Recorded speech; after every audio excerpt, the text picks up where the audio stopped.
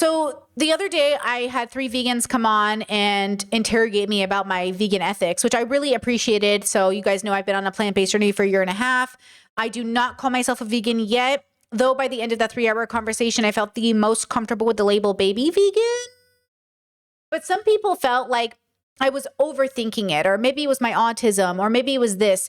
I just want to kind of push back on this a little bit from an ethics position, because I do think people aren't thinking much about anything, let alone how serious it is to advocate and or take an ethical stance. So somebody, though they meant well, said something that I actually think is like, not the road to hell is paved in good intentions. They said, hey, Britt, I think you're being too hard on yourself. This is the key point of the issue I take with this statement, because you just have a strong sense of morals and ethics. And I think it's an autism thing of you wanting to be so sure of it. Veganism isn't the same as being anti-racist in the sense so many people are trying to educate themselves about racism that I feel the vegan world is so much smaller and less important to the average person. They said, I feel like this is similar to being some of the first white people saying, hey, this inserted marginalized group isn't so bad. Like the veganism movement isn't so big that it's easy to get caught up on when people have so many gotcha quips who hate vegans, lol. I think the more you lean into being plant-based or whatever you want to be, you'll become more educated and confident in how you label yourself. Really enjoyed the conversation. Thank you for stream.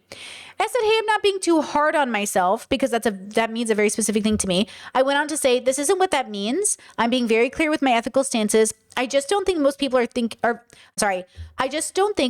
very thoughtful or serious with their ethics. So when you see me being serious with mine, you think I'm being hard on myself. I'm just being me. This is how I problem solve and find solutions. I know words mean different things in different bubbles, right? Okay. And chat says, LOL, just call yourself a vegan. I know you're probably making a joke, but again, when we have these conversations, and I'm telling you right now, the reason people are enslaved, the reason why women are sex trafficked, the reason why the meat and fish industry has contacts or has connections with trafficking men, the reason we convince little boys to dress up in uniforms and go kill people in other countries is because LOL, just call yourself vegan. I mean it, because conservatives sit there. People who straight women who said bi men have AIDS said on one side of their mouth bi men have AIDS, and on the other side of their mouth said I'm the biggest ally for the LGBTQ community, right? Like it is very serious in a subjective world where morals are subjective. It's not overthinking. It's not being too hard on myself. It's being accurate, honest, and transparent, especially since this Hank Green controversy where his fans were so disappointed he used ChatGPT to make scripts. I don't want to be Hank Green. Aren't we sick of it? Aren't we sick of seeing people in positions of power who get rich off of your fandom, turning around and doing something that is shocking to your expectations?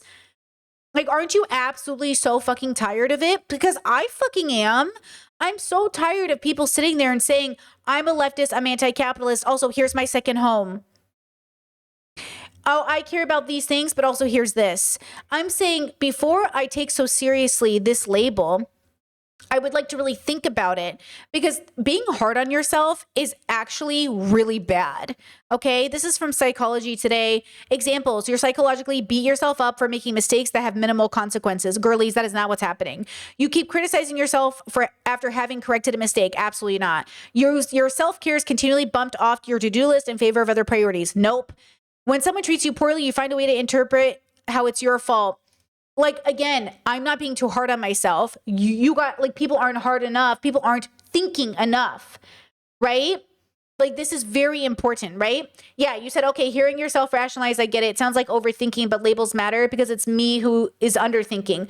And that's the problem, is like we are generally taught to underthink. I want to give you an example of why I take it so seriously calling myself vegan, because how did this woman, bless her heart, go 14 years vegan, build a whole audience off being vegan, her brand was vegan, just to turn around and say, oh, I'm no longer vegan? How did she do this? So this video is going kind of virally-ish. Not really, but kind of, because Love So is the channel. She has 2 big channels, and this is her second channel, 500,000 subscribers. Why I'm no longer vegan after 14 years. Just listen to this woman's rationale. Seems like a sweet lady, seems well-intentioned, but this is why I'm saying being vegan obviously means something, because she obviously wasn't vegan in the way that I understand veganism as an ethical stance. But she branded herself, got viewers off of it. That's what I'm saying. I want to make sure that I understand what it means before saying to the public, especially, I am vegan, because I don't want to be that. I don't want to be that for anybody in my life ever. Like, oh my God, I thought you were cool with gay people, only to turn around and find out you've been like promoting anti-LGBT candidates. This is what I'm saying. How can you say you're pro-women and anti-pedophilia and you vote for Trump? Like, what are we doing? Right? Like, what are we really doing? Okay, so check out this woman's logic. Decided to eat meat, I'm going to tell you. One was I just recently started working out because I was dealing with anxiety, depression, and PTSD from, my past. I've been trying to fight this. I've learned along the way that the best way to fight this is for you to start building muscle, lifting weights, right? So I started doing that. And then I've also learned that protein was very important in your diet. For 14 years of my vegan life, I did not care about protein. So my diet was very high carb, and towards the end, it was high fat, high carb, basically no protein, because I don't like beans. The only thing that I would eat was tofu. So like seitan and, tempeh, seitan or tempeh, whatever. Like, I don't like the taste of that. Looking back now, that's all I ate was just carbs and fat for 14 years. I gained a lot of weight. Also, I'm not that very active. They go out for walks and they love cardio. I wasn't burning enough calories, I guess, eating carbs and fat. So I started gaining a lot of, fat. Like, I think my depression and anxiety got worse because when I started getting weight, it wasn't helping. And then I found this doctor called Dr. Stacy Sim on YouTube, and she is a specialist, kind of a doctor, talks about, how important muscle is for older women and all that stuff. So I've been listening to her a lot. So I started taking protein powder to meet my protein intake per day. And I started eating tofu every day. But that was it, you guys. Like, I ate a block of tofu and sometimes 2 protein shakes per day. I don't know, you guys. I just felt so deprived. I told myself, I don't know if I could eat like this forever, because when I was eating carbs, I ate a lot of noodles and pastas, bread sometimes, and I would eat a lot of sugar food, I would eat a lot of fruits, and stuff like that. So I don't know. Eating high protein on a vegan diet was pretty hard for me. For some vegans, it's not. They're like, oh my gosh, can't believe you're saying that. That's your life. But my life, it was hard. So I've been thinking about it for a while. Like, should I eat meat? Should I not eat meat? A lot, and I discuss it with my husband all the time with hunger. Do you already see how none of this is vegan? Like, do you already see that none of this is about the ethics of the animals, the exploitation of the animals? Like, do you get what I'm saying? There are people out here building whole brands, selling you cookbooks, calling themselves vegan, making it look really cool. People are becoming rich, calling themselves vegan, because it is such a rare, because, okay, think about it.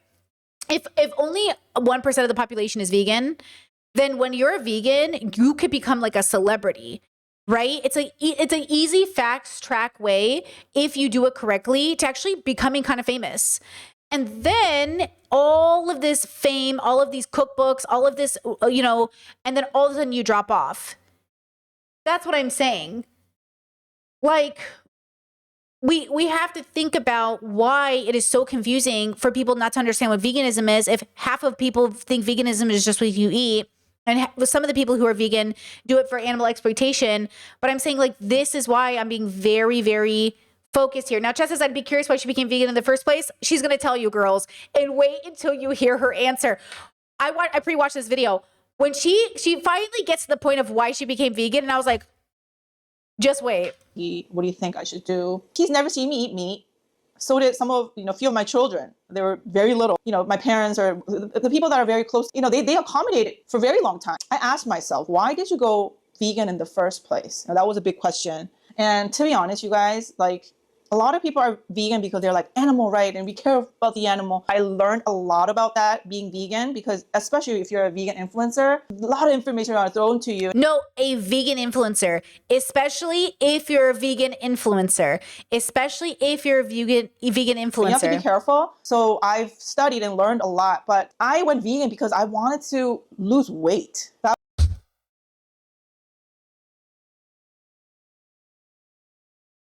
Because she wanted to lose weight.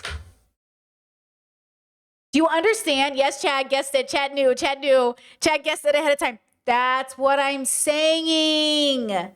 That's what I'm saying. So you're a vegan influencer who knew about animal exploitation, but the real reason you were vegan for 14 years was to lose weight. And now you notice that you weren't losing weight. So now you want to lift for protein. And now you get what I'm saying? This is why I take it so seriously. The fact that if I say I'm vegan, it's kind of a big deal to people because I'm not even vegan yet and I'm disappointed. I'm annoyed.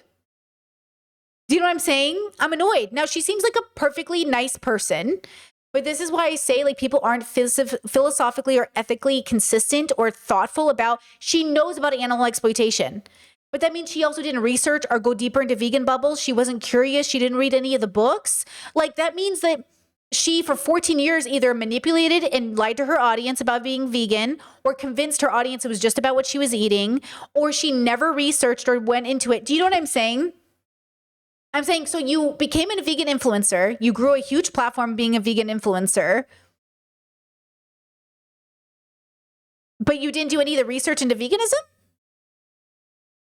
These books have existed a long time. The term vegan has existed a long time. The Vegan Society has a website. Do you know what I mean? That's why the girls, I think, well, I should say the girls because there were trans people on the panel, but all the peoples who were on the panel that I just did were like, Brittany, you're more vegan than vegans. And I appreciate that energy. I do. But also, I'm not more vegan than vegans. I'm actually just very into philosophy and ethics. So I'm just actually more educated than everybody else because they're not bothering.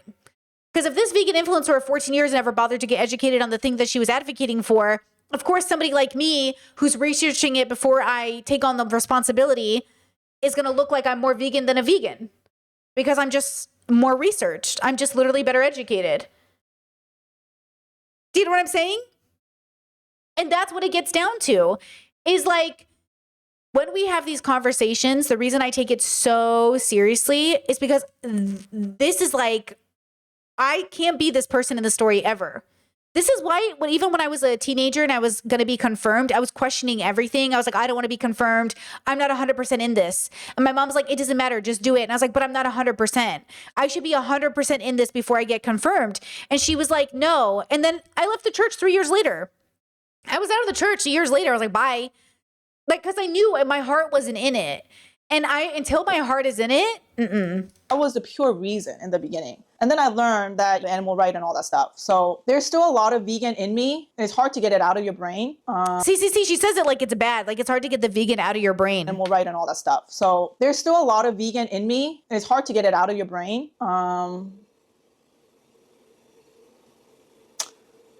Yeah.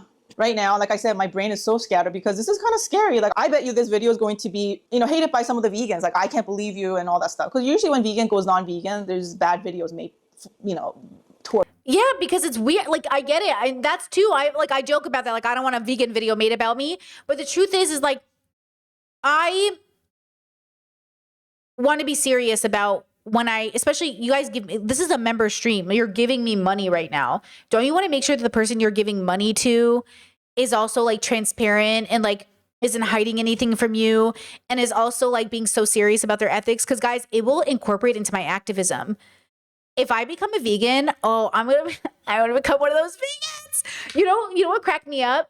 You know how Catherine asked me, like, she was like, those, she's so nice. So this is mostly funny. But when she said, she was like, Brittany, those leftists who are like, oh, you're not a good enough leftist. Like there's purity testing. I was like, yeah. And she goes, yeah, we're not those people. And I was like, oh, I those people. That's me. I the people. And she's like, wait, you're the people? I was like, I the people. I the people. It's me. I'm the people. And like, that's the problem. I'm the people. Yeah. I feel like I want to get us like further, you know what I mean? So like, I the people. And that's why I'm so critical against Kyle Klinsky and Hassan and all these people, because I'm like, boo, not good enough. So I love that people don't, I love that she didn't think that of me, but I was one of those people. So I want to be quite serious about the vegan thing because, yeah, I'm going to advocate for it. And if I'm about to advocate for something, not to make a prescription, but to say it's the right choice, I kind of want to make sure, you know what I mean? It's the right choice, right? Towards them and all that stuff. So at the end of the day, it is what it is. I'm not going to lie. And some of you actually follow me on my Korean channel. I haven't revealed that I'm gonna eat meat on my Korean channel. Okay, so you get the gist of her video. It's kind of scattered, and she kind of just like is really nervous. She seems like a very nice lady, and she honestly, I wish her the best on her journey. But I'm a little annoyed that she got to such prominence being an influencer just to like, for the reasons that just don't seem necessary. But okay, that's what it was. Now let me show you this. There's 2 timestamps I want to show you from this video. This is from Counterpoint, which is a kind of a Jubilee knockoff. Forgive me, it's just they're the OG, so I call them, but I don't mean it so derogatory. And this is Hunters versus Vegans, is eating meat a necessity? So I just want you to watch the logic of this group of people. Killing an animal for food is morally wrong. We'll start by bringing up everyone that agrees now. Why is it morally wrong? It's simply morally wrong because we don't need it. So if you can get everything you need on a plant-based diet, then why would you unnecessarily take the life of an innocent animal? Pause. Incredibly sound logic to me. Actually, so sound of logic, I went plant-based.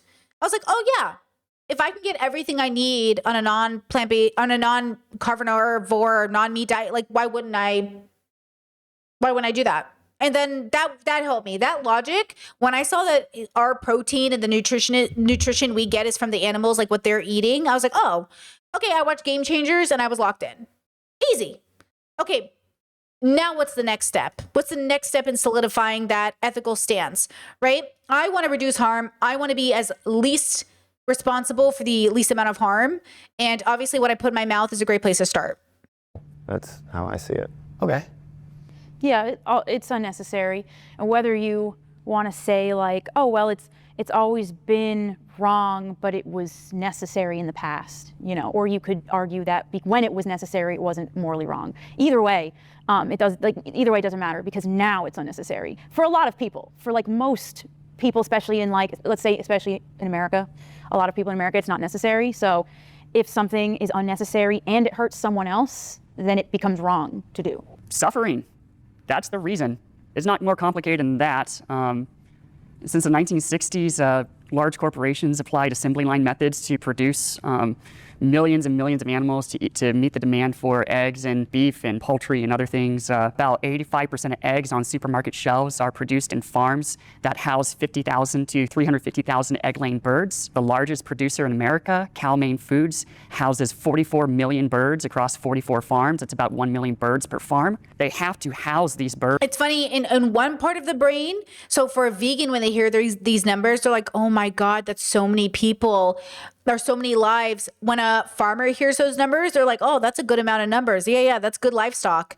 It's so funny how the brain also hears the numbers differently. Like some person's like, that's amazing. Your farm has so many livestock, you know, and then it's like a positive, you know? And that's the thing that I want people to recognize about like perception differences, how what sounds good to one person is like a nightmare to another. Birds in battery cages that measure approximately 24 by 24 inches in width and depth. Oregon's Department of Agriculture recommends about 8 to 9 birds per cage, about an 8 by 8 inch rectangle. I kind of respectfully don't love when people read from like paragraphs like this. It doesn't feel like a debate. It feels like they don't know their numbers, which how could they? Because there's so many numbers. But I kind of wish that she like, I don't know, just off the top of her head or maybe didn't read as much because people tune out. I don't know if you know this, but people tune out. It's very hard to keep people locked in when you're just throwing numbers at them and there's no pictures. Where's my pictures, you know? And it's not required for anyone's survival. It's something that we can easily avoid, but we choose to inflict it on these animals anyway because they have no hope of defending themselves. So it's wrong. It's immoral. It's suffering. So now is the perfect time to bring up everyone that disagrees. I don't know if anyone else does this, but I'll literally put off making a doctor's appointment for like months. Oh, this is an ad, which I love. Good for them getting sponsored. Wow, amazing. Bring up everyone that disagrees.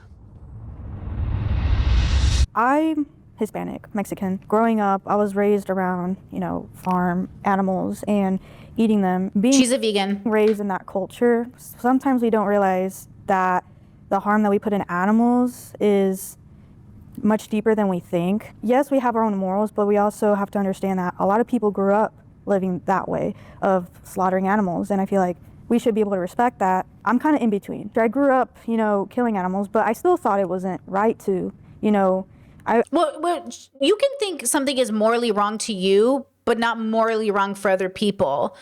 Like, I think it's morally wrong for me. Well, I don't want to talk about anything in particular, but there are things that I think are morally wrong for me to do, but I'm not necessarily judging other people for doing it because it's not part of their morals. But then there are greater moral frameworks that you would say is morally wrong in your mind for anyone to do. And so you have to talk about the differences between those two things. But is she saying she doesn't think it's morally wrong? Because it says killing an animal for food is morally wrong. Is she saying she doesn't believe that? Because that's the problem. Are you there to advocate for your opinion or the opinion of other people? If I was her, I would sit down and say it is morally wrong to kill an animal for food. If that was my stance, which is where I'm getting to. I think when I solidify my vegan label, I will come to that stance. And I would like to get to that place where I do think it is morally wrong to consume them for food, not just for myself, but as a part of my activism. Because right now it just feels more like, you know how it feels right now to my brain? It feels, I hate to say it this way. It feels like when we talk about climate change, like what is good for the environment or what isn't good for the environment. It's like, if we didn't have all these other bad things happening, could something be okay for the environment or is it always bad for the environment? It just depends on the context. But when we're talking about a living creature so directly impacted by the industry, it feels different. Like, animals are born into existence to murder versus advancements in technology could come at the sacrifice of the climate. One feels less morally bad because it doesn't directly impact the life of a person or a being. But I think I need to get to the point where it feels a little bit more like, for my own personal morals. Anyways, those are my thoughts on that, like hers coming up, right?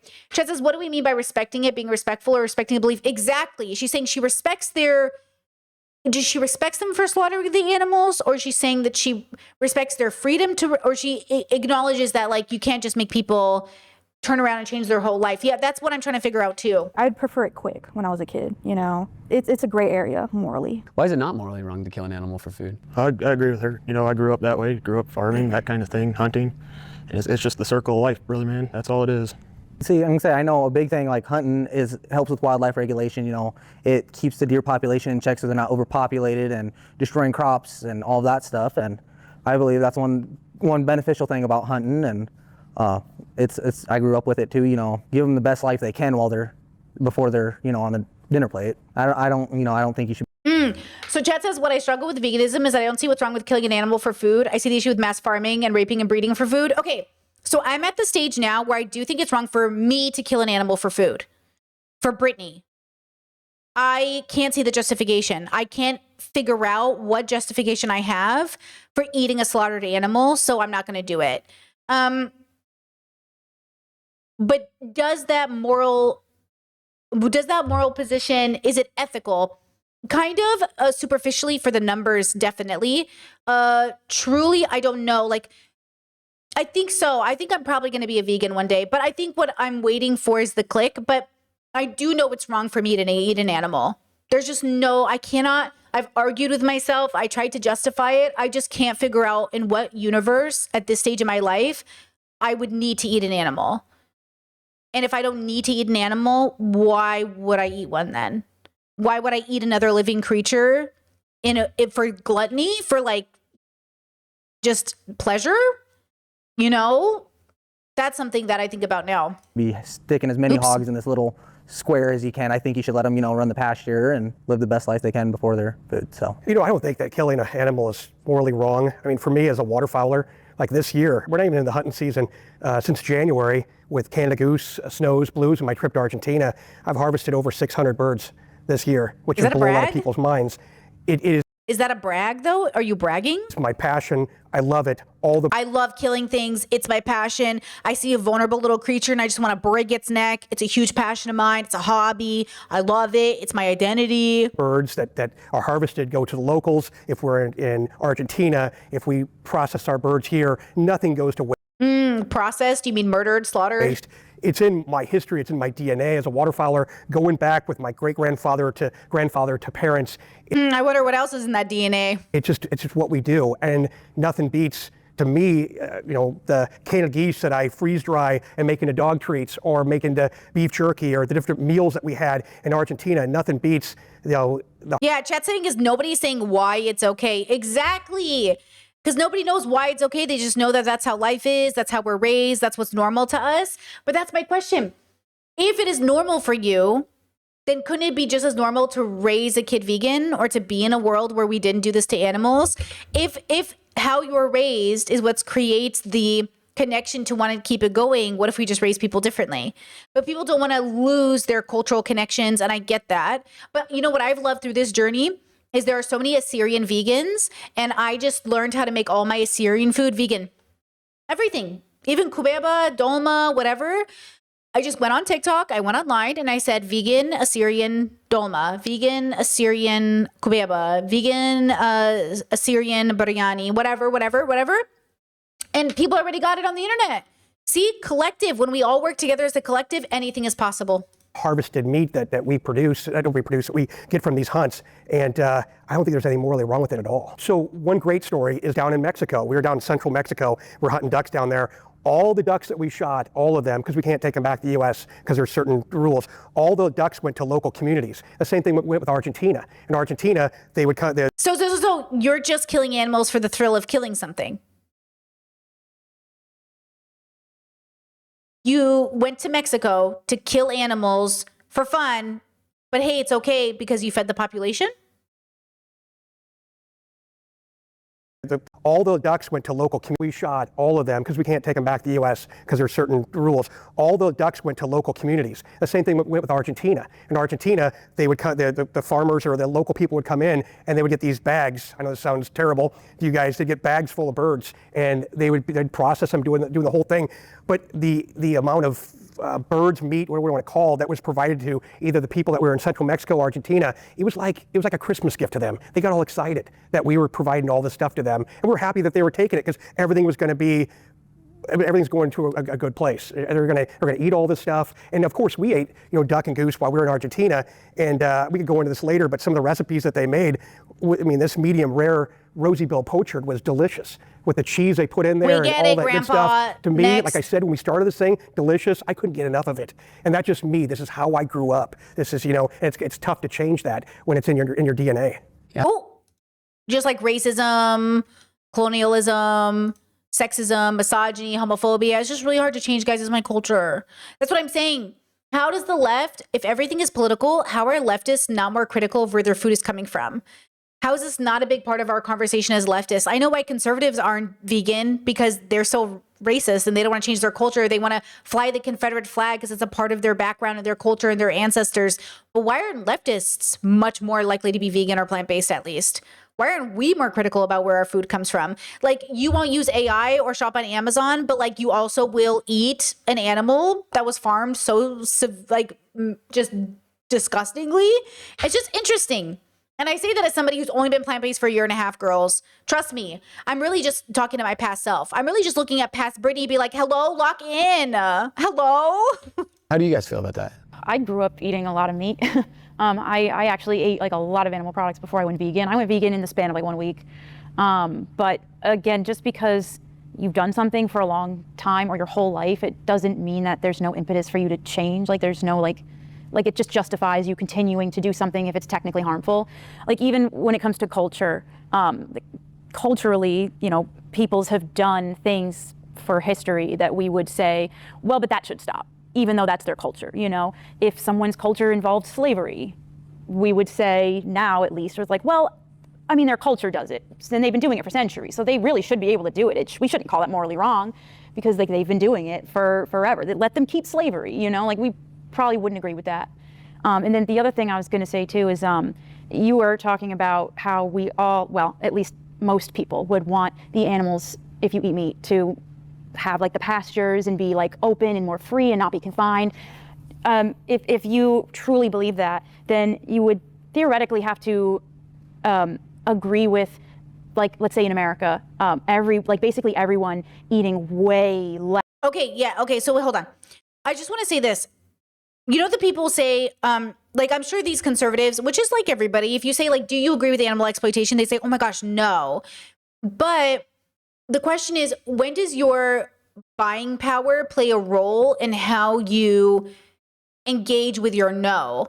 So if you can't afford to buy meat that is grass-fed and, quote, ethically sourced, then maybe you can't afford to eat meat ethically. Because you're not losing out by not eating meat, right? But yet, the same people that say they're anti-factory farming still eat factory farmed food. And I'm saying, what good is your moral stance if it doesn't then follow into action? Like, what good are your morals or saying this is my morality if your morality isn't followed by action? Do you know what I'm saying? Like, how can you sit there and say, like, this is definitely wrong and I believe it and it's embodied, I'm going to advocate? Because remember, they're hunters kind of advocating for hunting. And I'm saying, you know, it's not to say that people should be like, oh, it's not fair. Like, we don't have the money, so we're not going to get to enjoy meat and only rich people will be able to enjoy meat. Yeah, but at some point, if it's an ethical, moral stance for you, it shouldn't really matter what anyone else is doing or benefiting from. Right? Like, I don't sit there and say, like, oh, rich white guys get to sex traffic people. I want to sex traffic people. Like, no. You know, like, I don't want to do that. You know what I mean? I don't like, oh, well, they get to do it and poor people don't have access to it. So, like, no. Okay? And that's what it feels like to me, where it's like, why do you want to do what bad people do just because they get to do it and you don't? How about you choose not to because it's wrong? And that's where I guess I'm so strict about my ethical stances. Like, I'm not being too hard on myself. I'm just so fucking serious about, because this is the bullshit I have to listen to all day. These hunters don't even have a reason for why they're doing anything they're doing. You know what I mean? Like, that's your thought process? That's how you came to your ethical position? What was the thought process? I am letting you into a very vulnerable thought process of how I come to conclusions and problem solve. Guys, this is why I love philosophical ethical conversations, because it should take you a long time. You should be meditating on this. You should be deconstructing, pulling apart, understanding, like going back and reviewing and deciding, like, again, it is a journey, whether it's racism or homophobia or anything else. It takes so much work to unlearn all the propaganda we've been fed. We've talked about this whole theme today.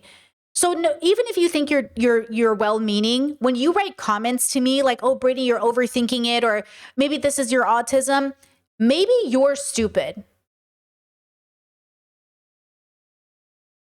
Or maybe that was mean. Maybe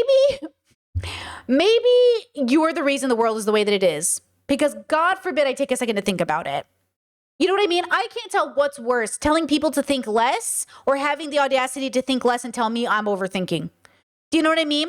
Like, that's not a nice word. I shouldn't have said stupid. Listen, maybe you're uneducated and maybe you're not even willing to think about it. So when you see me thinking about it, so listen, I don't want to be a hater to anybody in my audience who's really here in good faith, but we already had to block someone this morning. So you know, it was rough this morning. But, you know, Chad said maybe they're hard-headed and stiff-necked. Yeah, maybe we're trying to find up new words, necketed. We're trying to find new words instead of stupid. But, like, we're talking about the slaughter of billions of animals and being so casual. You know what I mean?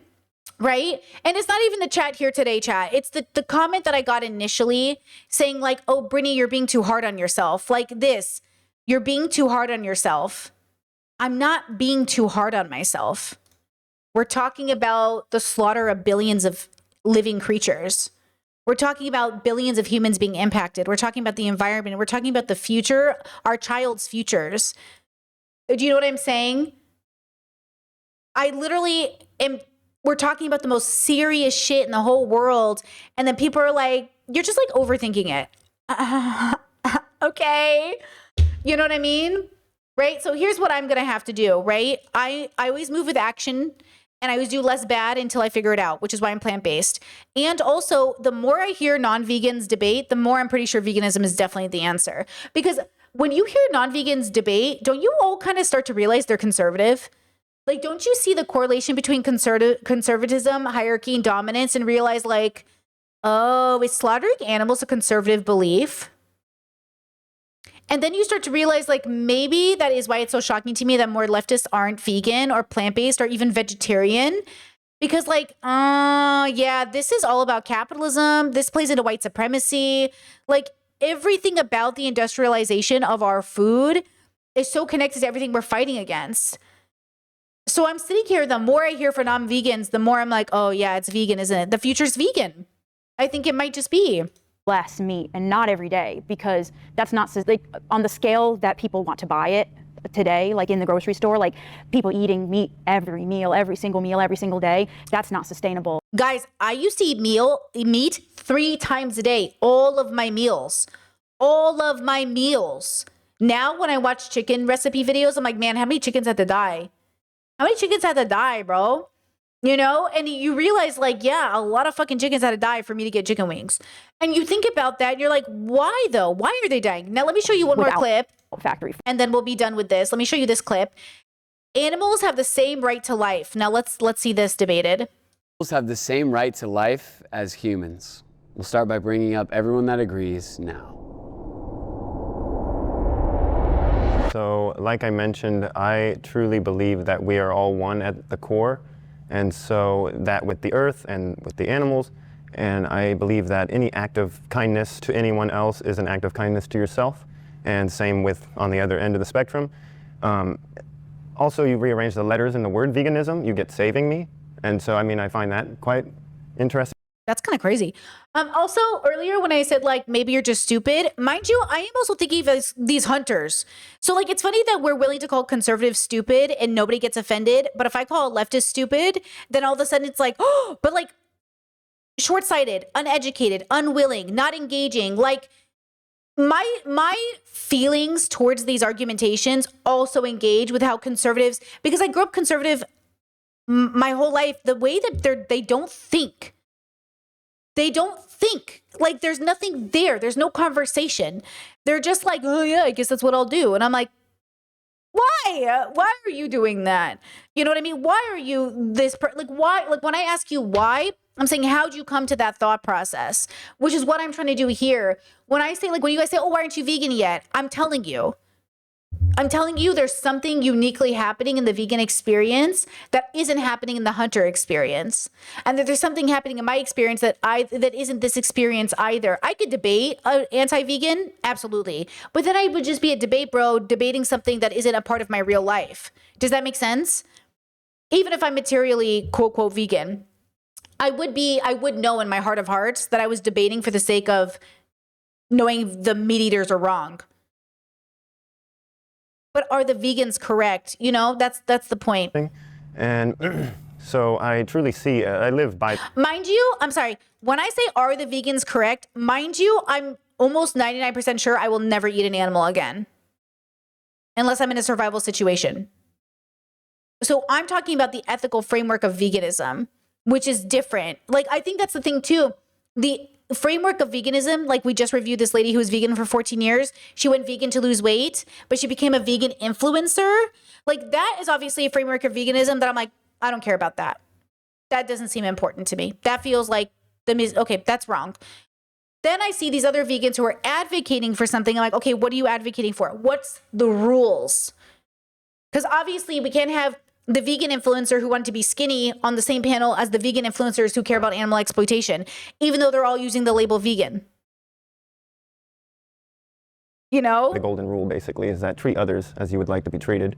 And that's pretty much how I feel about it, honestly. I would start by reminding that we are animals. So we are animals in us, like we're all animals.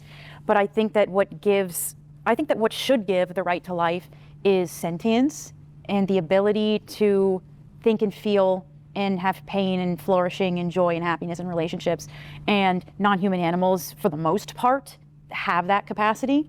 And that's what gives the right to life, or what should give the right to life. Like the right to have autonomy over your own body, over your own life. And yeah.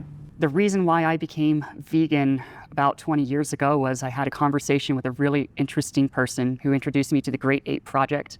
The Great Ape Project is founded in 1993 by a group of philosophers and bioethicists and researchers to talk about basic rights for non-human primates. These are going to be the chimpanzees, bonobos, gorillas, and orangutans. And I thought the idea was ludicrous until I saw the way that we use non-human primates in lethal medical experiments and psychological experiments that have no benefit to humanity.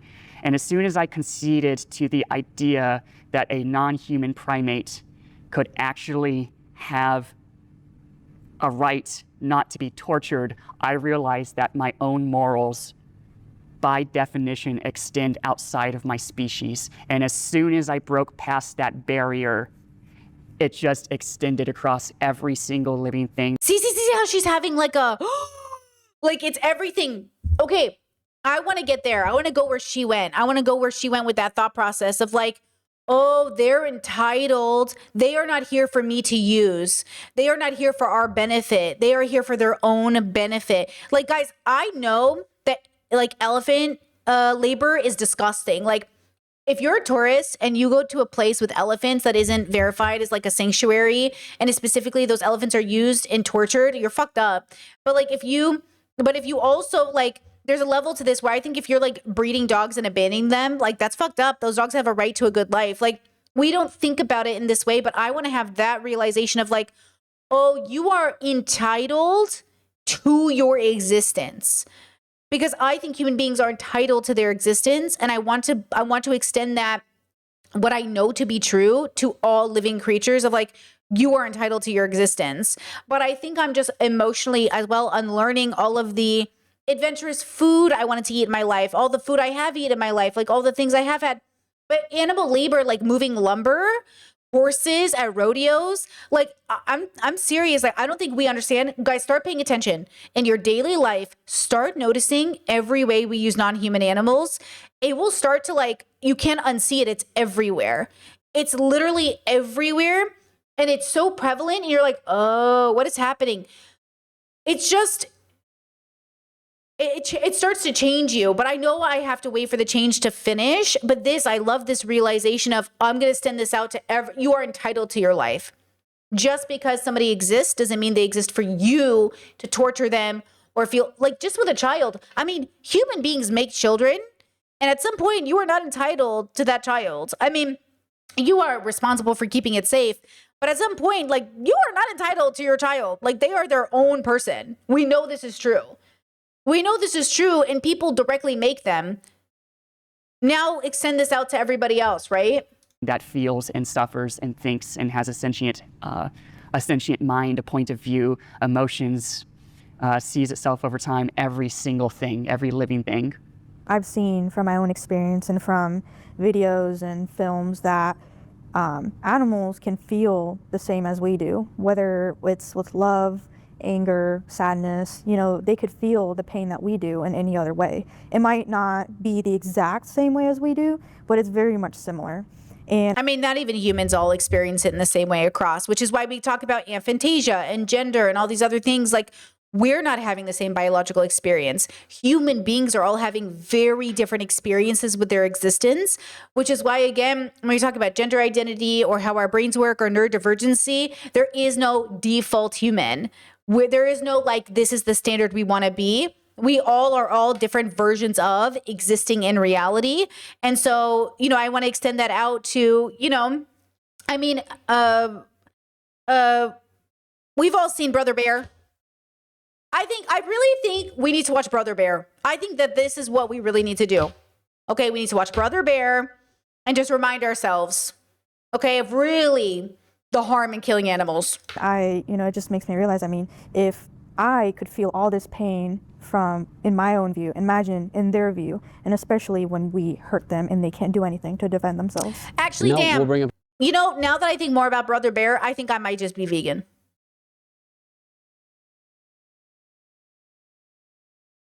If you know, you know. Do you know? I think that kind of understanding is like enough for my brain to be like, okay, I'm gonna rewatch Brother Bear and I'll get back to you. Maybe I'll watch it. Maybe we should watch it together. But like, yeah, the Brother Bear of it all, really. Everyone that disagrees. My grandparents had a farm in West Point, Nebraska, and I remember there was a pig. I named it Porky. I'm like, it's Porky the pig, and he was really, pig was cool. I remember as a kid, feeding it, had all sorts of stuff, fed it and everything, and then one day the pig was gone. And I said, Grandpa, I was young. I said, Grandpa, what happened to the pig? Porky's gone, what happened? It's like, He's gone. We went to the whatever the butcher. Slaughtered. You slaughtered him. And you'll be eating him later on. And I remember as a kid going, oh my God, you don't think that from farm to table and all that kind of stuff, you think, oh my God, Porky's gone. And then I kind of got a little sad. You know, I was like, oh my gosh, that poor thing, whatever like this. My grandpa Hagedorn was a very German, tough man. And he said to me, he goes, Richard, that's why we have them. And that we have them to consume them. That's how it works. And I'm like, okay. You know, the tears went away. And that was it as a young kid. That was how I was introduced to that kind of stuff. And I remember too, as a kid, shooting, the first thing I ever shot was a squirrel. I know this sounds terrible. Yeah. Shot a squirrel, and my grandmother put it in a crock pot with potatoes and all sorts of stuff and everything, and we ate the squirrel. This is 2nd or 3rd grade. So the teacher goes, what did everybody do this weekend? Let's start with you. What did you do this weekend? I'm like, well, I shot a squirrel, and my grandma put it in a pressure cooker, we ate it. And the teacher said, don't you lie. Don't you lie about that. I'm like, we ate the squirrel. And the teacher wouldn't believe me. Well, that's what the Germans did, or that's what we did, and everything. But I remember growing up as a kid, they would say, these animals are here for us to consume. That's how. Jess, it sounds like trauma and normalization. I mean, well, I think that's the thing, though. Is it trauma? It can be. I know a lot of kids had their parents eat their pets, and that was hard. I don't know if it's trauma for him. But I will say this, it's something. Funny enough, when my brother was slaughtering animals on his farm, my sister-in-law was so sick at the process, she refused to eat the meat, and she refused to help process it or clean it up or whatever. And so I would help clean it up and stuff. And I always thought oh, you're so funny. Now I'm plant-based. And she's like, oh, Brittany, I could never be vegan. And I'm like, you were the one who was so disgusted at the process. She goes, oh, I got over it. So while she got over slaughtering their own animals, I got over normalizing it. But I don't know if it's traumatizing because it is so normalized that that's the problem with being very quote normal. Is it might not impact, Dr. Kirkhonda says, not every situation will traumatize you, but they will impact you. So the question is, was he impacted? Obviously. Was he traumatized? I don't know. But I will say this, I wouldn't be surprised if some kids are traumatized when their family animal gets killed because, that could be something. I will say, the way he talks sounds like he lives in a constant nostalgia bubble. So he might actually just be missing his family, missing his traditions. And this is why I say we have to update. I'm really bad. My allergies are so bad today. Why we have to update our traditions because, I think a lot of them are based off nostalgia, which is fine, but sometimes your traditions can be dehumanizing, right? These were tough German people, and that's just how, even though I got a little sad that time about Porky was gone, I liked it. The thing was cool. But he said that's just what we do. Which I mean, I grew up very similar to the way he did.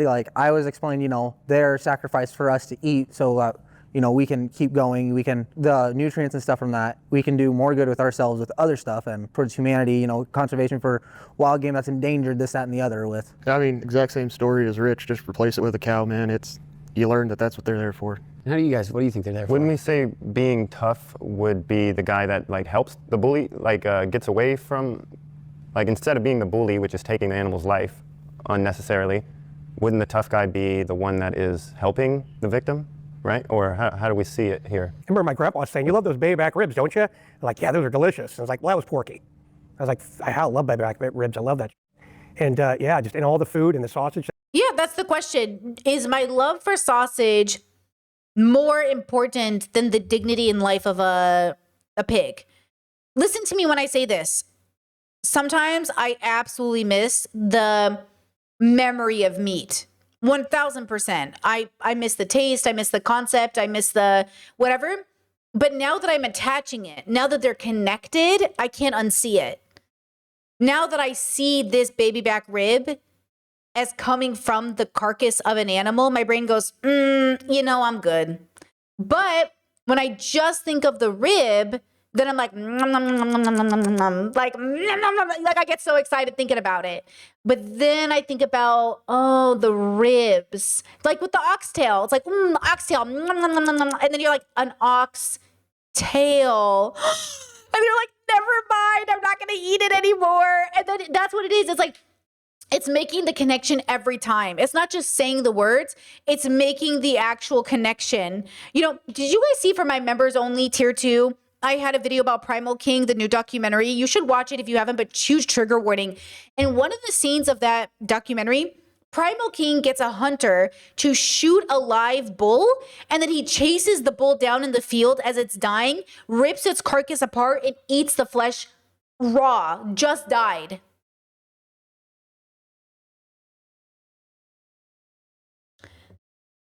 It is a disgusting scene. It is the most disgusting thing I have ever fucking witnessed in that category of disgust. Anyways, don't watch it. You know what I mean? Yeah, Liver King. Primal King? What is his name? Primal Living? Yeah, Liver King, the primal guy.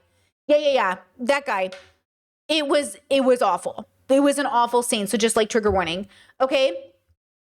It made me nauseous, but I have it on my members videos. You guys can watch it if you want. Anyways, all of this to say, now that I make sure to separate or to combine it, it's different. But I have to do the math. Like it's actually like thinking, guys, thinking. Okay, this is what I want to say about thinking.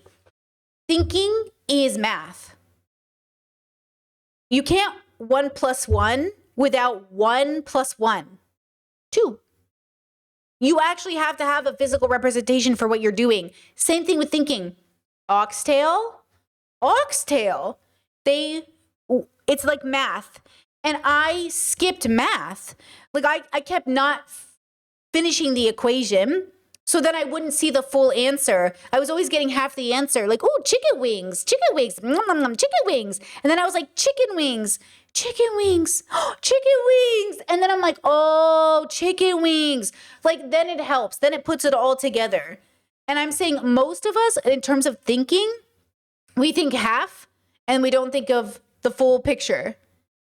Okay? So I hope that helps. You know, Chad said, yes, that's such a good metaphor. Okay, good. I'm glad. They would make it was still, to me, it was delicious and justified the entire deal. And that's what. Oh, sorry. Oh, I was just going to say that's what you were taught, like you said. And so, do you believe now that the taste is justifiable just to take that life? 100%. Sorry. I think, obviously, if you don't want to, you don't want to. But I think it takes strength to walk away from something that you do love so much. If you love eating meat so much, that is some strength to like step away and say, like, I'm never doing that again, even though I love it. But also, you talked about the pig, and of course, you called he or she a thing and an it. But they're not things or it's, like they have actual personalities. Like they have their own individual personalities. I have a pet pig. Even if I didn't, this would still stand, but I have a pet pig at home, and she is like, she has her own personality. Like she has like her stubbornness, things that she likes, things she doesn't like. I see the intelligence. They're so smart. The intelligence that she has is incredible to me. Pigs are actually factually very intelligent. Factually very, very intelligent. The things she's able to do, able to like pretend like she went to pee outside, to come and like, look, I peed, like give me a treat, when she really didn't, but she knows how to like try to pretend and fake it. And of course, like having just like different pets, you see that they each have different personalities, and it's like, it's so similar to humans. Like we're all different with our own different perspectives and personalities. So to talk about I love that. Like, and then I've never cried so hard losing a pet. I've never, even with a family member, I think I've ever cried this hard losing Samantha or Penny. And it even tears me up today. I mean, so for animals, do I have a love for animals? Yes, my dogs. I have 2 cats. Love those things, and having a pet pig, that's awesome. I wouldn't even say it's just about love, though. It's just about respect. This is the vegan argument of like, do you love animals or do you love pets? Because, and that's always the question. And my dad, he grew up the same way as you guys. He, in Mexico, his family was very poor and they could only eat what they could get their hands on, and that meant hunting for food. But they were in a state where it was desperation. They could not afford their own food. They had to get it in any way that they can. And my dad, when he was growing up that way, in his head, animals were nothing more than just a source of food. And he tried to raise me that same way, that animals were just a source of food. I remember he would come home with a deer and cut it up, or he would hunt birds and he would take us with him, me and my sister. Let me just tell you this. The way we have these conversations, to me, always is a conversation about something bigger. That's just how I raise. That's how things are. Genocide is a part of life. That's how things go. Well, if you were smarter about politics, your country wouldn't be taken over. Well, if these people, generally speaking, were not these types of generalizations weren't true, then why are statistics this way? When we talk about everything we're talking about in a world that is so much about dominance and hierarchy, it's just so necessary for us to take apart and understand, to deconstruct every element of everything that we're doing on a daily basis. And no one is generally doing that. So I mean it respectfully and not respectfully. Like, at some point, I am a little frustrated that society keeps going like, why is the world like this?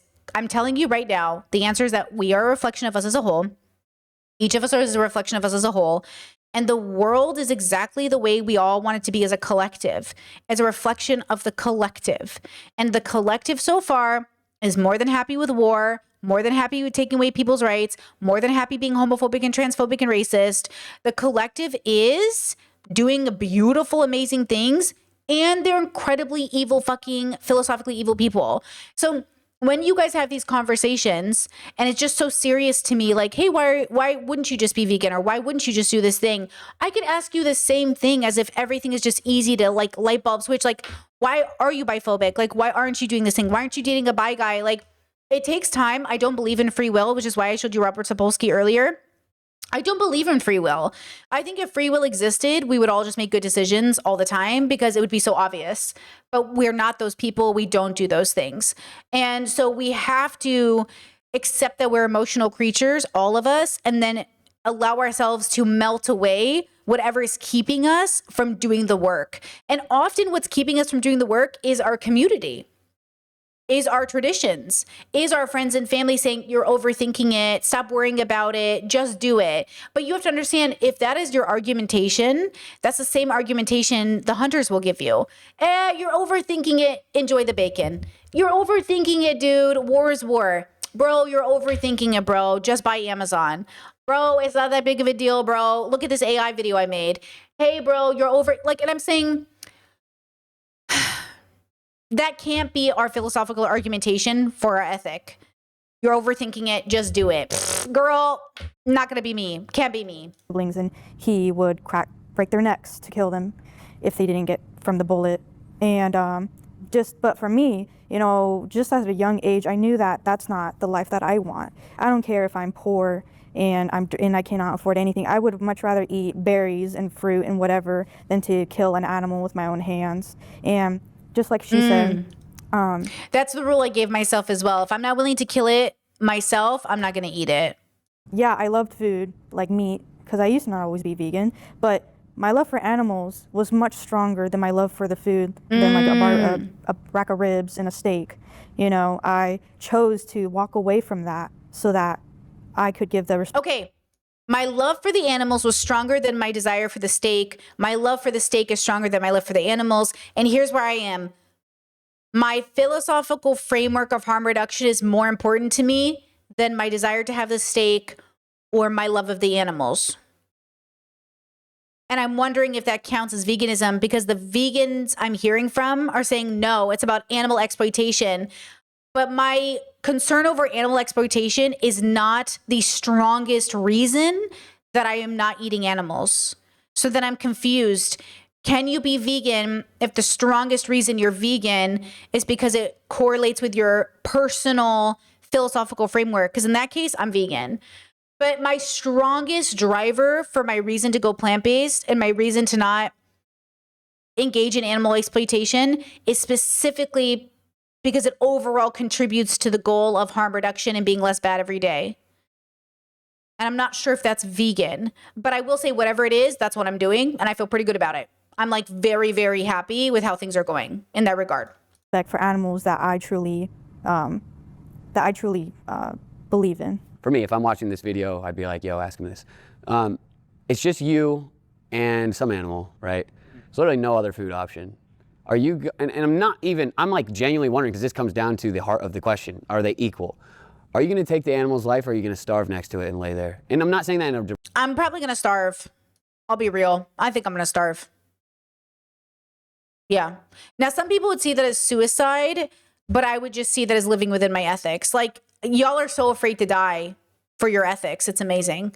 That's what I'm saying. Like, we live in a world that would literally push a baby into a fire pit if it would save their life. And I'm just saying, like, I'm good, bro.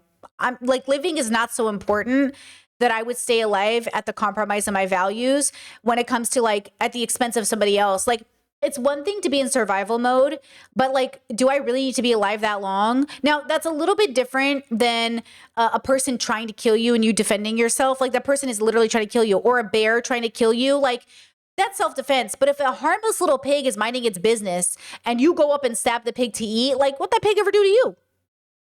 That pig's not even bothering you, you know?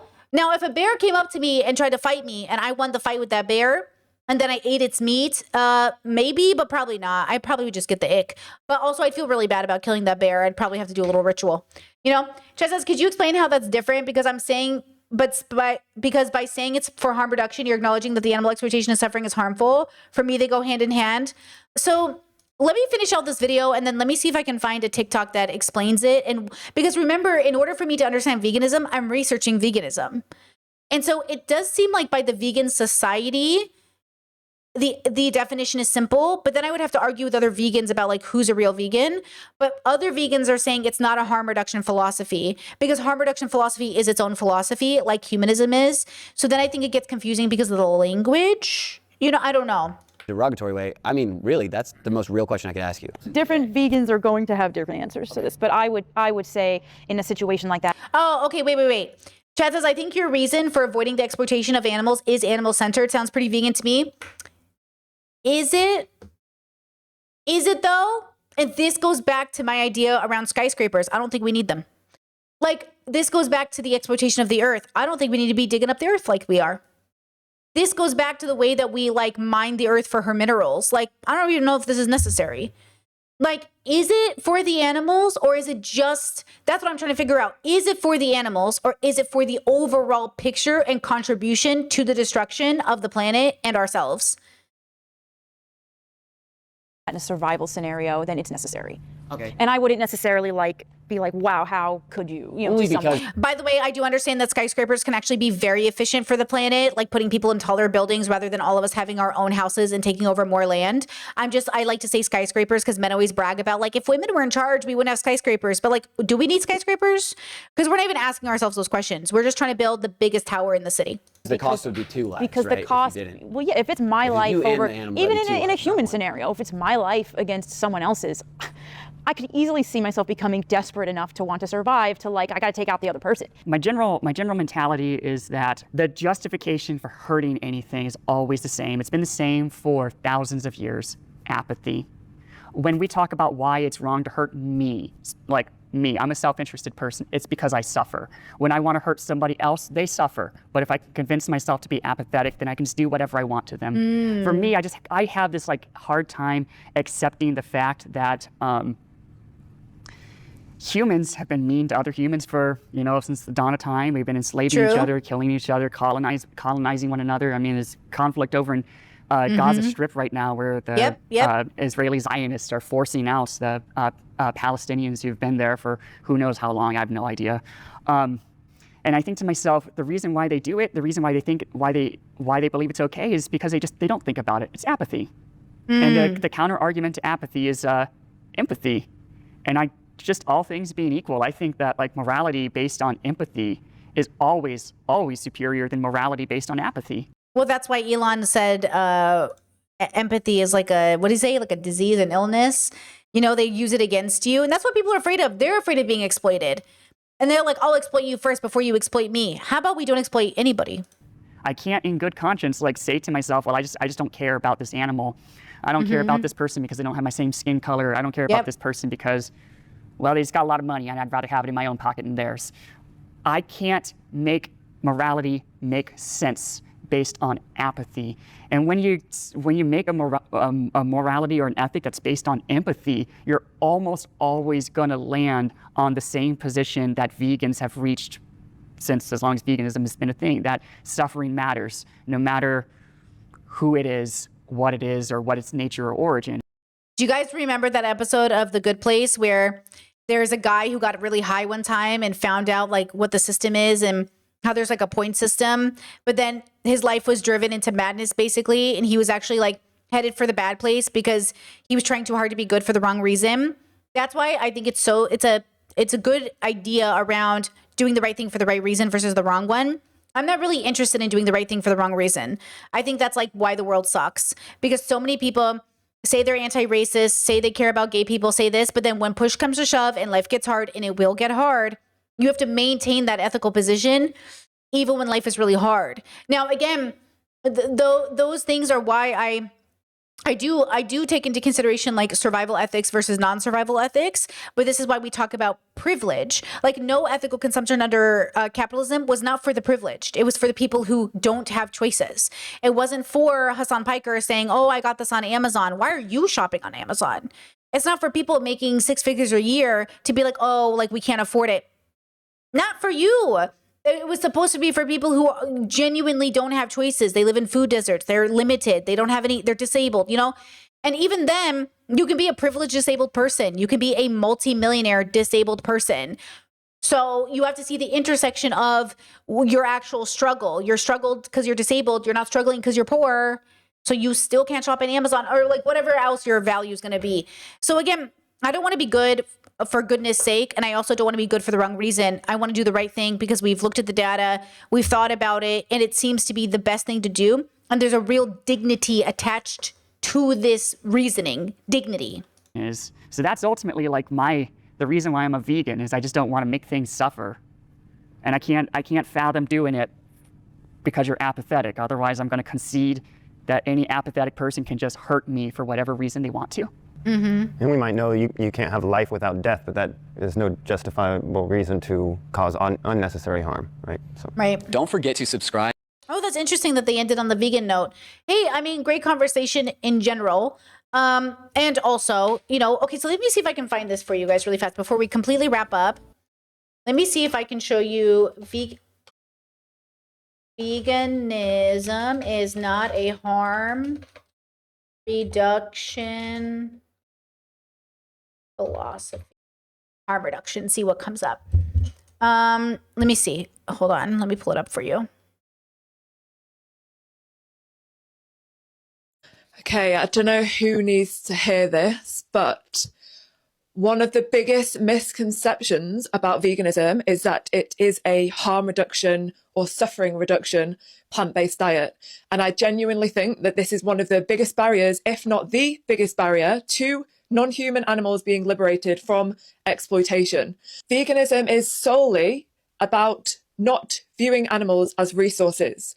It's about the way that we see them. We adopt a mindset that is against their oppression, and then naturally all of the practices follow, such as not wearing their skin, not wearing their fur, eating a plant-based diet, not going to circuses and zoos or using them to ride on them. This is why it's not a set of practices, just like feminism isn't a set of practices or abolishing human slavery isn't a set of practices. It's the way that we view animals as individuals. And then once we view them as individuals rather than exploitable objects, we no longer have the desire to steal their baby's milk. We no longer have their desire to eat their flesh or wear their skin, because we know that they are individuals with their own personalities and likes and dislikes. Veganism is the only justice movement for non-human animals. It's not a lifestyle, it's not a trend, it's literally about freeing them from slavery. It's about freeing them from our oppressive mindset towards them. If you're against oppression, then don't just say you are, actually act like you are by not oppressing the world's most vulnerable, defenseless individuals. Okay. Okay, so this makes 1000% sense to me. I want to be this vegan. This is the vegan I understand. I don't know about her, but this philosophy framework, I get this. This is why I'm saying, yeah, that it really, there's something so powerful. This is what Elle said to me that made my brain go, oh, this is real for me. Do you guys not hear the difference? You're saying, chat's saying, for what? Harm reduction. Why are those bad? Harm. We don't want to view them as individuals. Why do we want to view them as individuals? To not harm them anymore. That's not the same thing, though. I hear the difference. You don't hear the difference? Chat says, I see what she's saying. The harm reduction is just the product of the moral viewpoint. Exactly. Yes, the harm reduction is just the benefit, it's the aftermath. Yes, I hear it. I see the difference. And I know because I grew up around enough people that were bigoted to know they don't see gay people as people. They don't see them as people. I'm telling you right now, they don't see you. I can see it in the bigoted brain. Like, they don't see you. They can't do the extra math of valuing you because they don't see you as a person. So when they say like, love the sinner, don't love the sin, you know that's not what they're doing. That's not what they're doing. I love the person, I know I'm doing it because I advocate for you. Do you know how I know I'm a better Christian than Christians? Because I'm actually advocating for even bad people to get rights. I'm advocating for you to get housing, education, healthcare. I don't care who you voted for. I'm voting for your liberation. They don't vote for that. They go, I'm only voting for your liberation if you're the kind of person I want to vote for. I'm only fighting for you if you're good enough to me. Do you see the difference? Like, the difference is I inherently believe all people deserve liberation. So I fight for all people. The question is, do I believe that about non-human animals? Right? Chat says, let's see. The harm reduction is the point. Without harm reduction, why are we doing the actions to reduce exploitation? If not because they're harmful, the harm reduction is the conclusion.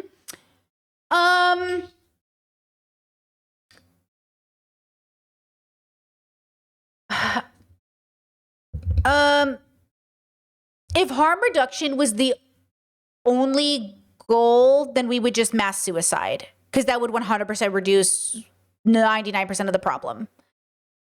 But we should have the dignity for human life enough to say, like, that's not the solution. We're not going to ask everyone to mass suicide, right? But why not? If the only goal was to eradicate all harm or as much harm as possible, the best way to do that was to have all the humans kill themselves, period. But that's not enough because we also, in relationship to harm reduction, also believe in that human beings are entitled to their lives. So we can't advocate for them to mass suicide because that would be taking away their right and their entitlement to their life, right? So same thing with animals. Is the goal to eradicate non-human suffering because they're entitled to their life? Or is the goal to do it just because it benefits us? If human beings didn't exist, right? Like, why do we come to this conclusion? That's the question. Chad says, I'm not saying it's the only goal. I'm saying by recognizing it's important to end the exploitation. We're recognizing it's harmful. Okay, maybe you guys don't know that harm reduction is a philosophy. It's a framework. So I think this is the problem. Harm reduction is a framework. Okay. Let's see. Okay. Okay. Because maybe you don't know that. Harm reduction, the National Harm Reduction Coalition, principles of harm reduction. Harm reduction is a set of practical strategies and ideas aimed at reductive negative consequences associated. Oh, is this for drugs? Oh, I was thinking about harm reduction. Hold on, philosophy. I was looking for the philosophy website. This looks like, I don't want the AI response. I want the philosophy response. Harm reduction is this idea, at least philosophically from my understanding. Let me look up philosophy. Hold on. Let's find a website for this. I don't want the drug use one. I want the philosophy one. National harm reduction. I'm not seeing the exact link I want. But basically harm reduction is, Chad said focusing solely on harm reduction feels too utilitarian. Well, it's kind of a part of that actually. Harm reduction is sort of a practical, pragmatic way to bring down the amount of unnecessary harm over many, many bubbles, right? So when we say veganism isn't a harm reduction framework, we're saying animals aren't a part of a larger,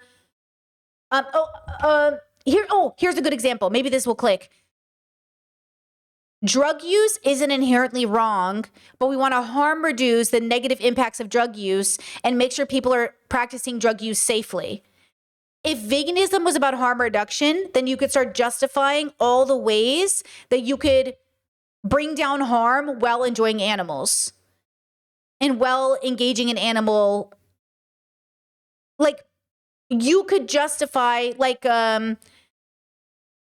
you could say, well, is that helpful? Does that help at all? I feel like that clicks in my brain really well. Let me see. Hold on. Chat's sharing. Chat saying harm reduction is like a branch. We want the root, which is not the feeling to entitlement. Is that accurate? Yeah, like we want the root of it, because it sounds like veganism is acknowledging the individuality of these animals, which is a very specific ask. That is so interesting to me. Like, I can see that. Again, I have the brain that understands the difference between a pet as an individual animal. Okay, example. There are a lot of unhoused cats in Croatia. There's like an alleyway we go down sometimes, and there's like 30 unhoused cats, okay? And the big joke in Croatia is like, that's the locals. Do we look at those unhoused cats the way we look at unhoused populations, or unhoused cats, wild animals that are in their proper space? When do we know an animal is supposed to be free, and when do we know an animal needs to be rescued off the streets? When do we know that this is a harm reduction for the cat population to spay and neuter animals? And when do we know that they need to be taken? Like, you know what I'm saying? So this is the question. Do we see the dignity within every individual life? Or, the question is, how do we act and react to those individual lives? Do we feel an entitlement to them in any way? You know what I mean? Chat says, let's see. I'm just asking, okay, well, is exploitation bad? If not, because it causes harm by limiting freedom and agency, genuinely asking in good faith. I know you're asking in good faith. I think this is why it clicks differently for different people. Because again, I think it's so powerful to say, okay, let's listen to it again. Listen to it again. Hold on. Listen to it again. Let's listen. I don't know who needs to hear this, but one of the biggest misconceptions about veganism is that it is a harm reduction or suffering reduction plant-based diet. And I genuinely think that this is one of the biggest barriers, if not the biggest barrier, to non-human animals being liberated from exploitation. Veganism is solely about not viewing animals as resources. It's about the way that we see them. We adopt a mindset that is against their oppression, and then naturally all of the practices follow, such as not wearing their skin, not wearing their fur, eating a plant-based diet, not going to circuses and zoos or using them to ride on them. This is why it's not a set of practices, just like feminism isn't a set of practices, or abolishing human slavery isn't a set of practices. It's the way that we view animals as individuals. And then once we view them as individuals rather than exploitable objects, we no longer have the desire to steal their baby's milk. We no longer have their desire to eat their... Yeah, it's a click that happens.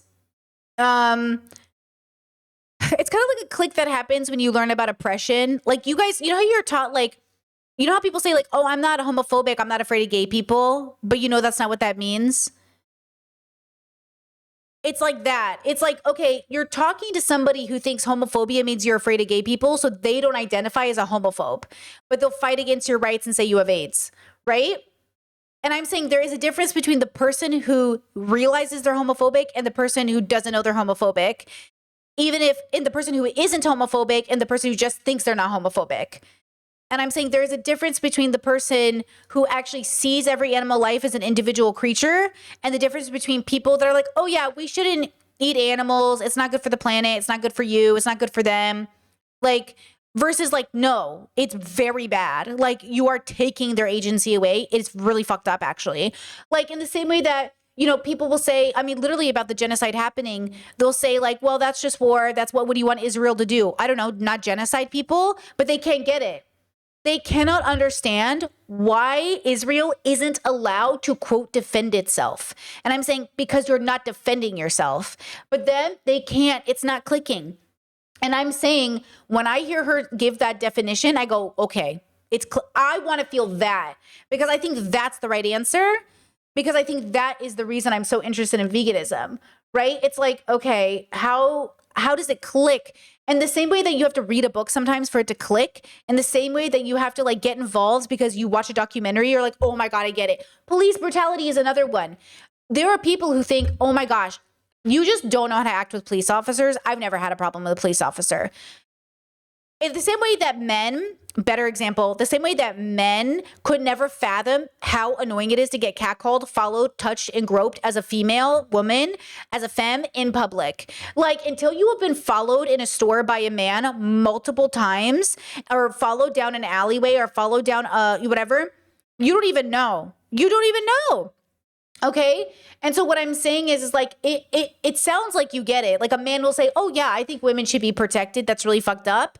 But then they don't know. They don't have the embodied understanding of seriously how fucked up it is, how scary it is, you know, because in many ways, sometimes if you knew, you'd almost wouldn't want anybody to go outside. But then you got to realize that all of us get through our day pretty okay.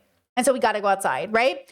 You said, I think I'm just having trouble disconnecting the avoidance of those actions from the fact that avoiding them in turn reduces harm. Yeah, I mean, definitely, right? Like, and you said I'm a big believer in animal agency and liberation. 100%. I think the benefit, you know how people, okay, you know how people say, oh, religion is so important because it gives people community structure and consistency, which is scientifically proven to be beneficial to us. You can have those things without religion. But you know how some people say you cannot have those things without religion? It's proof that religion is good. And I'm saying that doesn't prove religion is good. It just proves those things found in religion need to be recreated outside of religion. That's the disconnect. That's the disconnect people are having. See how I can advocate, I can understand her and debate for her side, but I'm not having her experience because I see it as something distinctly different than the harm reduction that I'm doing. The harm reduction I'm doing, she's right, it's not the same. It's not the same. I'm not having this experience yet. And until I have this experience, it will feel really weird to feel like I'm vegan for Brittany, because that's how I embody all of my activism and my philosophy. It becomes like tangible, real, database. I think Elle said it maybe. I think they were right to recommend that or maybe Catherine said it, to watch more documentaries and watch Dominion and stuff, because I definitely want to have this experience. Because I think it would help me, because I have this experience with everything else I advocate for.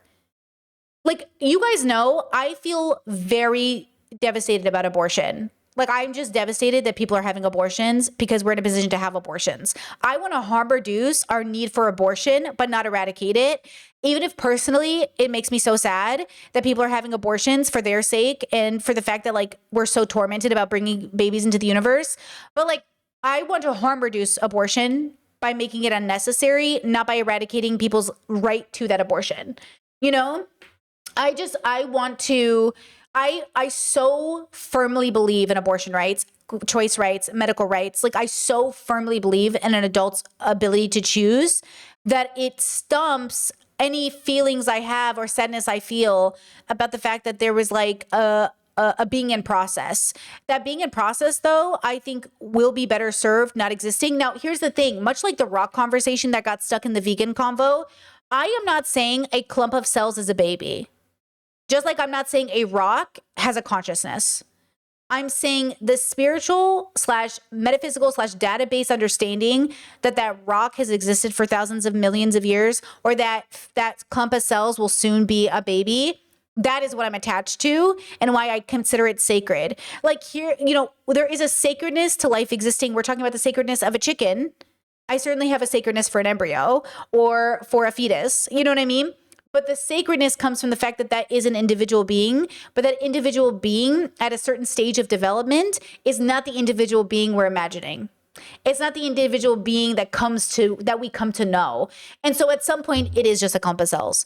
And the same way that a clump of cells is still a living organism, it's just not one that's going to trump the agency over the already living baby haver. Okay? So again, I know this is complicated because nobody thinks very deeply about anything, but if you think deeply about it enough, you start to realize there's your personal relationship with things, the advocacy you do for the public, and then the way you live your personal life, right? Chat says, yeah, how I hear it is that veganism is about seeing animals as their own autonomous agents that deserve to self-direct their existence rather than being subjected to our utilitarian desires. Ding, ding, ding. You said if you focus on harm reduction first, that leaves room for us humans to play God and dictate what harm is greater. Exactly. Than another in picking and choosing acceptable harms. Yes, yes, yes. Like assuming that because writing an animal isn't directly harmful to them, it's worth doing if it eases a human harm. Actually, one of my chatters asked me, one of my members asked me, sorry I didn't get back to you, but you said your friend had a horse, or she rides horses or something. And you said that they were really upset that vegans didn't like that. Yeah, I think riding horses is unethical. But horse culture, first, very elitist. But two, very much about like breaking in horses, having a relationship with horses. I lived in Arizona for a time, and the wild horses were so fucking cool. And I was like, that's not what I think it was supposed to be, maybe. Like the wild horses be wildin'. They're so cute. And it's like the movie Spirit. They're just like everywhere, and it's so precious. And then there was a murderer on the mountain. Apparently, there was a murderer on the mountain who shot the wild horses in their faces. And he got in trouble because you can't just go out here and shoot wild horses. So even meat eaters know there is a way. Okay, even meat eaters know you can't just shoot people or shoot animals. You know what I'm saying? And so yeah, like I think there's a balance in how we move forward with the world, but I really resonate with this particular expression of veganism as like valuing that they are agents who get to dictate their own life. Like even pet ownership, very contested in vegan bubbles. Okay? Very contested. This is why I don't believe in breeders as well, because I'm like, but that doesn't mean if the animal already exists, we're not going to love the animal. I just wouldn't buy from a breeder because I think that's fucked up to bring an animal into existence. Oh, okay, one last story. And then we'll end, okay? When I worked at a vet out of high school, I worked for this veterinarian who made a lot of money doing a lot of practices that considered very expensive, very highly recommended in town. I came to work one day, and I'll talk about pets in a second. I came to work one day, and 7 of the dogs that were there were all there to get debarked. And I looked at the woman and I said, why are you debarking your dogs? And she goes, oh, I breed dogs and some owners don't want dogs that make too much noise. And I asked our vet, I said, why are you doing this job? Don't you think that's unethical? And he said, people don't like loud animals. I said, then don't get a dog. And he said, well, people want dogs. They just want them debarked.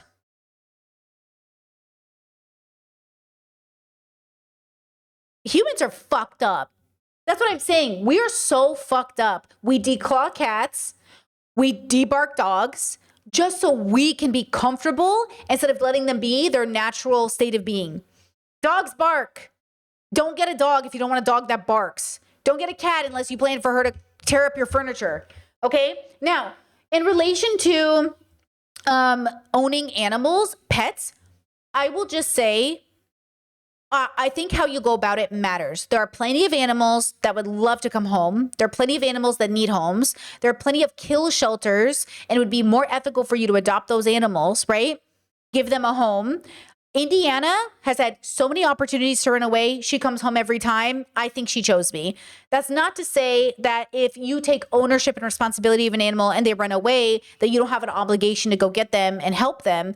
But at some point, there might be an animal that genuinely does not want to live with you, girl. And you might have to accept that it went out into the wild and that's where it wants to be. But I think ultimately the pet industry is so fucked that we have to really unlearn all of this entitlement to a pet first and foremost.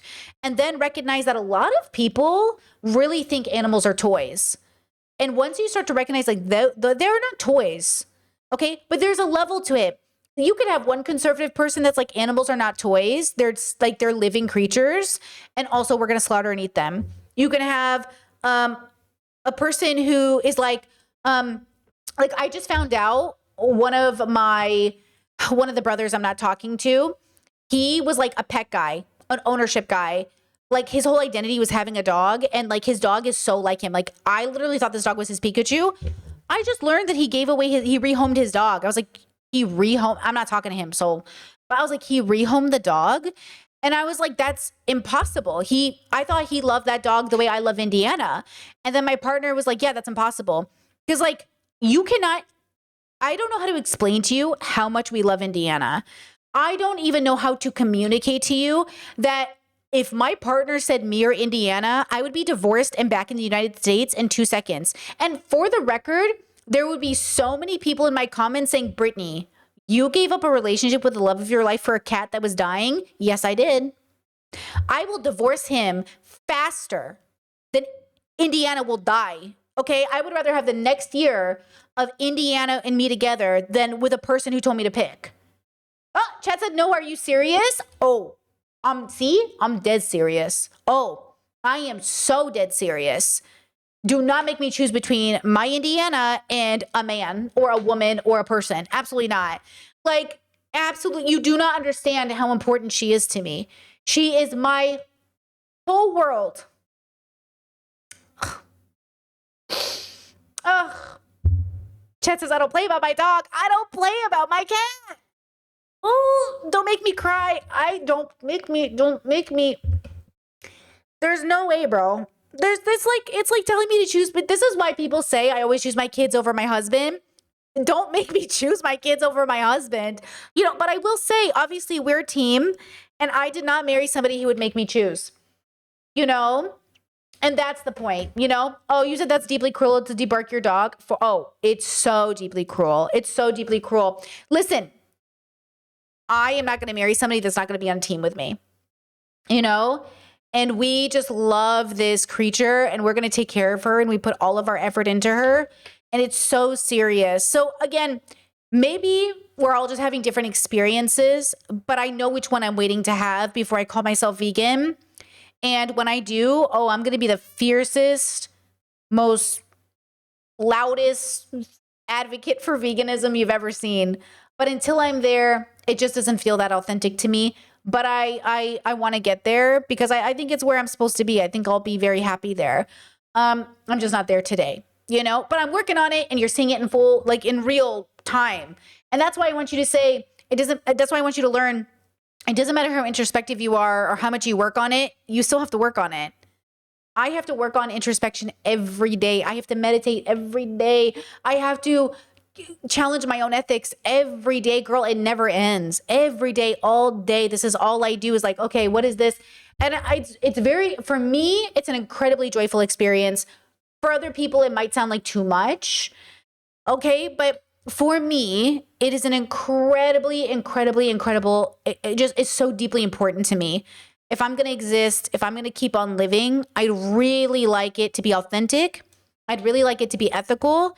And I'd really like to be very thoughtful about how I exist, you know? So love your animals. Love everyone you can. And be kind and compassionate to yourself because it's like one of the hardest things you'll ever do. Is to be kind and compassionate to yourself and then extend that out to others. And that's really the goal here, you know? Chat said, I like how the vegan said it. I think it's your autism. Look, I thought that comment was cute at first and very possible, but I also think it's necessary to recognize like my autism autism is the filter in which I come to conclusions, but it's not why I come to conclusions. And if we say your disability is the reason why you're having a hard time, they are making a medical claim, which I did take seriously, but I just want to make it clear to everybody. It's like saying that's your borderline. And I want to be very clear that is not my borderline or my autism. It is my ethical consistency that is helping me take it so seriously. Because I do think it's a little dangerous to insinuate at some extent at first it's okay, but to keep saying, you know, just for everybody in the future too, it might be a fun little like hee hee. And also it's very important to recognize that once we've eliminated that from the process, it's also just very serious. Okay. You know? Okay. With that said, guys, thank you for being here. I appreciate it so much. Take care of yourselves and I'll see you not tomorrow because it's commentary. Okay. But the next day, yes, chat. Chat said it's almost like saying you wouldn't come to that conclusion if you weren't autistic. Exactly.